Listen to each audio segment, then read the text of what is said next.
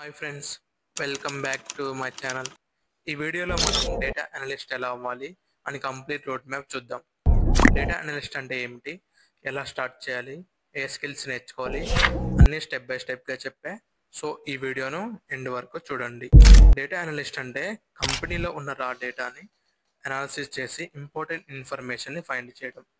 అంటే మన దగ్గర ఉన్న రా డేటాను పరిశీలించి ప్యాటర్న్స్, ట్రెండ్స్, యూజ్ఫుల్ ఇన్ఫర్మేషన్ని అనాలిసిస్ చేసి ప్రజెంట్ ఏం జరుగుతుంది, పాస్ట్లో ఏం జరిగింది, ఫ్యూచర్లో ఏం జరగవచ్చు అని అంచనా వేయడానికి ఉపయోగపడుతుంది.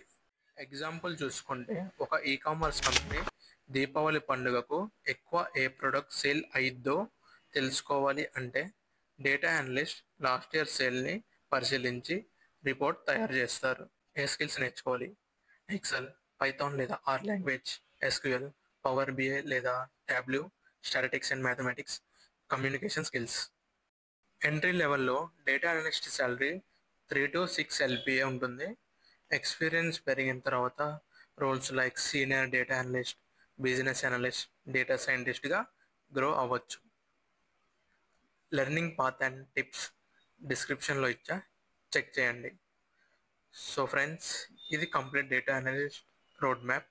మీరు బిగినర్ అయినా పర్లేదు, డెడికేషన్తో ప్రాక్టీస్ చేస్తే ఈజీగా జాబ్ దొరుకుతుంది. వీడియో నచ్చితే లైక్ చేయండి, ఛానల్ని సబ్స్క్రైబ్ చేయండి. Thanks for watching. See you in the next video.